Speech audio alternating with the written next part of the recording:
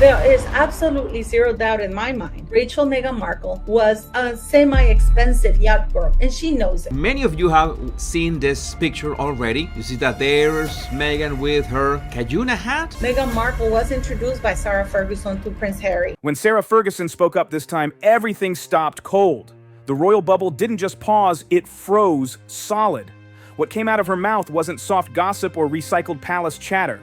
It landed heavy, sharp, and loud, like something you couldn't take back once it was said. One sentence flipped the whole royal scene upside down. Buckingham Palace was rattled, Prince Harry was caught completely off guard, and Meghan Markle suddenly found herself dragged into one of the wildest rumors the monarchy has seen in years. It started low-key, almost harmless. A quiet exchange, that familiar Fergie smirk, nothing that screamed chaos, until one reporter locked onto the words that blew the room apart. Meghan Markle was introduced through Marcus Anderson to Sarah Ferguson. He said Miss Markle was a close companion to Prince Andrew. Meghan was Andrew's first client. That was it. No warning, no cushion.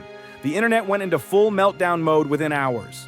Headlines exploded everywhere. Timelines caught fire, and Meghan's yacht days shot to the top of global trends like a rocket. But here's where things took a darker turn. This didn't come from some faceless online account. This came from Sarah Ferguson herself, a duchess who's been frozen out, dragged through scandals, then pulled back into the fold more times than anyone can count. Someone who knows how the system works and how dangerous words can be, and this time she wasn't walking anything back behind palace doors. Sources say Harry was stunned, palace aides were scrambling. Panic buzzed through royal offices as that famous wall of silence started to crack under pressure. When insiders stop whispering and start freezing up, you know something serious is going down. According to people, she got started her yachting days and she never stopped really. I don't think any of her boyfriends knew about it, but Meghan Markle was known as a hardcore yacht partying person, ready for anything. So what did first client really mean? Why say it now? And what kind of past connections could link Meghan Markle, Hollywood actress turned duchess, to Prince Andrew's controversial social world? This wasn't just another messy headline. This was the kind of story that threatens to reopen wounds the monarchy has spent years trying to bury. As more people quietly leaned in and more whispers slipped out, one question echoed through Windsor halls. Did Fergie slip up, or did she strike the match on purpose? Because what followed caught everyone off guard. It kicked off like any normal royal weekend. Fancy charity lunches, perfect smiles, polite nods rehearsed down to the second. Everything looked calm on the surface, but underneath all that polish, something was clearly building. Word had already leaked among a tight circle before the public ever caught wind. At first, most insiders brushed it off. She was a yacht girl, that's right. It's mentioned in the book. Meghan used to entertain as a yacht girl. Now, I'm not saying it's true, I'm not saying it happened, but I am saying Harry knows it. Fergie had survived decades of tabloid chaos. She knew exactly how one loose comment could spiral. This time, though, she didn't seem to care. At a private Mayfair event, surrounded by old money elites and a few sharp-eyed reporters, Fergie allegedly dropped another line that hit like thunder. "People forget," she said, flashing that knowing grin. Meghan's first royal connection wasn't Harry. The room went dead quiet. Someone let out a nervous laugh, hoping it was a joke. It wasn't! Those words spread faster than drinks were poured. Messages flew through palace corridors. Screens lit up. Within hours, the phrase "Andrew's first client" started bouncing through private chats, newsroom notes, and then straight onto social media feeds. And I wonder if Prince Andrew's gonna come out and say, "Hey, Harry, I did your wife quite a few times on yachts before you got..." Harry, according to one insider, didn't want to believe it. Rumors had always circled the royals, but this felt different. This came from inside the family, from someone who knew Andrew's world better than most. What could have been brushed off as talk suddenly became a full-blown credibility crisis.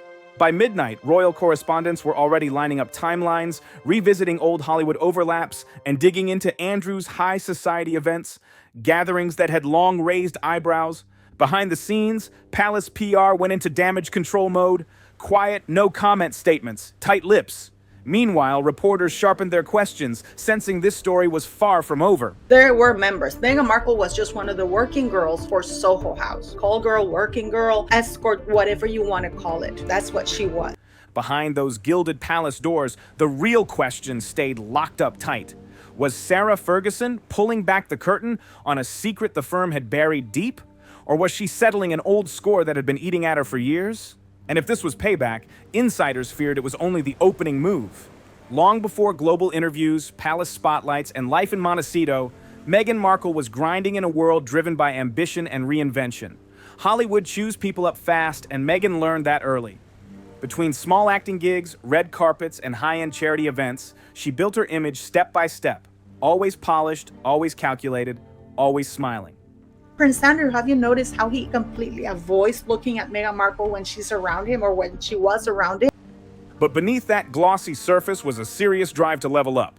Friends from her early career say she hated being overlooked. She knew how to work a room, how to slide into conversations with producers, power players, and tastemakers, and leave with everyone remembering her name. She flowed easily between circles, mixing with celebrities, business figures, and even a few royal-adjacent faces who showed up at the same elite events. Some of those circles overlapped at luxury yacht gatherings, floating worlds of excess where introductions were made, deals whispered, and reputations quietly shaped. These weren't the wild scenes tabloids love to exaggerate, but they weren't squeaky clean either. Access came with expectations, favors, and unspoken rules that everyone understood without saying a word. There have long been rumors that Meghan attended a handful of these gatherings while building her brand. No hard proof. And here we have Andrew, with whom looks like Marcus Anderson. This is in 2001, when Meghan Markle would have allegedly been on third year. Meghan Markle hardly spent any time at Northwestern University. Just blurry sightings, unnamed insiders, and photos that popped back up years later. But it's that exact gray area, that haze of half-truths, that made Fergie's words sting so hard by tying Meghan's yacht days to Prince Andrew's orbit. Ferguson didn't just toss out gossip. She reshaped Meghan's early timeline in the public mind. For tabloids, it was irresistible. The ambitious actress who cracked Hollywood then entered the palace, possibly brushing past its most controversial figure. True or not, the damage came from perception. And in royal life, perception can hit harder than facts. And Fergie knew that better than anyone. To really understand why her comment landed like a bomb, you have to look at the shadow hanging over Prince Andrew. Once praised as a royal war hero, his name later became linked to controversy and public disgrace. For years, Andrew lived unchecked, protected by title and access. Lavish island trips, Mediterranean yacht escapes, a lifestyle soaked in privilege. People around him described someone obsessed with status and luxury, surrounded by enablers who never said no. And I know what you're gonna say. Maybe it was just that one trip. No, there were quite a few trips. There's actually quite a lot of pictures about them. There are 2 pictures that leak. But that image didn't hold. His connections with powerful and deeply controversial figures turned him into a walking liability. A single interview shattered what was left of his reputation and embarrassed the monarchy on a global stage. By the time Fergie's alleged comment surfaced, Andrew was already viewed as the family's weakest link, the one mistake they couldn't explain away. That's why her words hit so hard. They didn't just stir old drama, they dragged 2 explosive narratives into the same sentence, and the palace knew exactly how dangerous that could be. That's exactly what made this Meghan connection so explosive. Linking her to Andrew wasn't just gossip, it was like dropping a nuclear bomb on the royal world. It tied a duchess already under the public microscope to one of the monarchy's darkest chapters, instantly setting tongues wagging everywhere. The very idea that Meghan might have brushed against Andrew's inner circle years before she ever met Harry was enough to make tabloids lose their minds. The scenario was a nightmare for the firm. It could be also happening that the royal family is saying, hey, if you put a book out about Meghan Markle and completely destroy everything and really tell the people how Meghan met Harry. Suddenly, 2 of the royals' most controversial figures were tangled together in a single story. And while Andrew stayed in the shadows, silent and distant, Fergie's words breathed new life into his infamy, stretching across Meghan's carefully crafted image like wildfire. Because in the royal world, once Andrew's name is mentioned, silence is no longer an option. When Sarah Ferguson talks, people normally just lean in out of curiosity. But this time, her words hit like a lightning strike across royal society. It happened at a discreet London soiree, off the record. Or so it was supposed to be. Fergie, with that mischievous sparkle she's famous for, reportedly leaned in and dropped a line that froze the room. Let's just say Meghan was Andrew's first client. The delivery was casual, playful even, but the air shifted immediately. Those words carried heat that could scorch reputations. Within hours, the comment was leaked, and by morning, journalists were circling like hawks, dissecting every single syllable. Was client a sly jab, a metaphor for Meghan's strategic networking? Or was Fergie hinting at something darker, tied to Andrew's controversial past? The ambiguity lit the fuse, fueling a frenzy the palace couldn't contain. Fergie herself. She played it perfectly. Neither confirming nor denying, she melted back into her usual mix of charm and misdirection, flashing subtle smiles at reporters, expressions that said everything while revealing nothing. Palace insiders, meanwhile, reportedly went ballistic. Communications teams scrambled to separate senior royals from the fallout, whispers spreading that Fergie had gone off script again. But behind all the outrage, insiders knew she was in total control. Ferguson's life has always thrived on walking the razor-thin line between confession and chaos. This wasn't a slip, it was a deliberate spark. By putting Meghan's name next to Andrew's scandal, she'd been a Deal or No Deal girl. She was calling herself a model, and she was starring in a show Suits. She used to charge almost $30,000 per trip, which is why she was making good money. It wasn't on Suits, it was on her yachting trip. Fergie didn't just stir old gossip, she rewrote the royal narrative entirely. Suddenly, Meghan's silence seemed suspicious. Harry's anger looked justified, and the world waited for a response that never came. And just when the dust began to settle, another question hit. Why now? Every royal bombshell has a motive, and Ferguson's wasn't different. To understand it, you have to follow her complicated dance with the monarchy, a life marked by exile, redemption, and endless reinvention. Fergie has never shied away from scandal. From toe-sucking headlines to financial controversies and public apologies, she's survived every cycle of disgrace and clawed her way back every time. Always smiling, always gracious, but never losing that calculating edge. She knows exactly how to make the world pay attention. So why drop Meghan's name now? Insiders have been buzzing with theories. Some think it's revenge. Subtle payback for years of Ferguson being treated like an outsider by the same palace that later welcomed Meghan with open arms. Others see it as Fergie reclaiming her power. She's reasserting herself in a story that has long pushed her to the sidelines. And then there's the media angle. Fergie knows exactly how to stir controlled chaos, keeping the spotlight on her just as royal attention shifts elsewhere.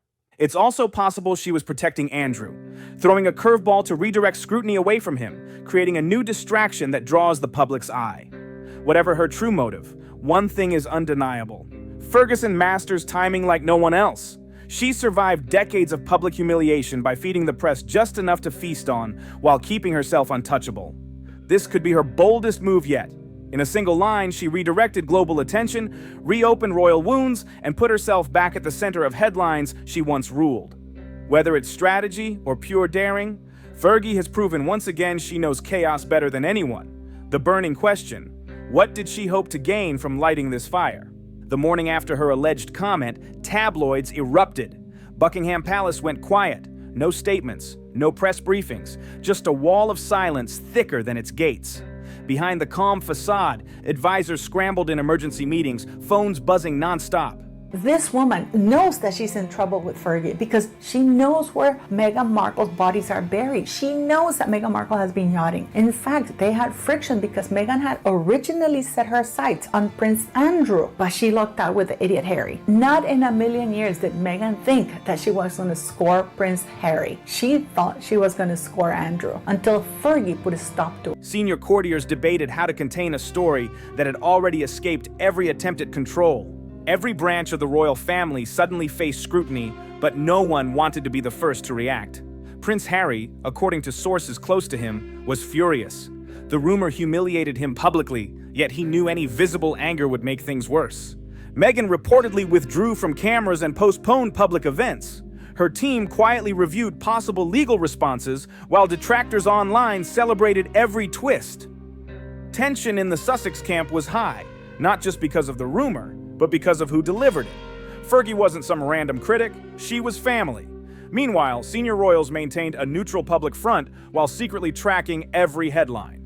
Damage control became an art form as advisors coordinated with media outlets, attempting to steer attention back to charity work and official duties, but the story refused to die. The phrase "Andrew's first client" hung in headlines like smoke that wouldn't clear. Behind palace walls, resentment brewed.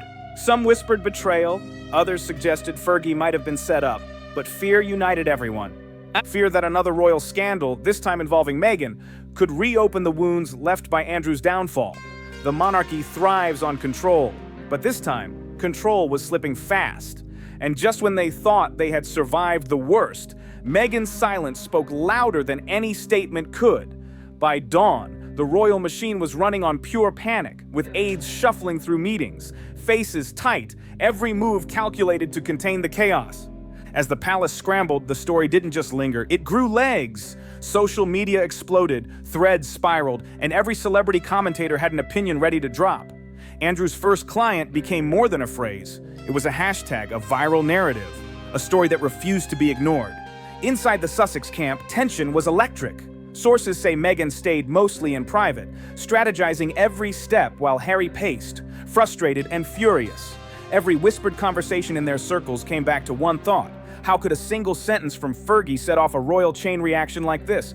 Meanwhile, the palace communications team was in overdrive. Every aide, every PR strategist was digging, deleting, and recalibrating.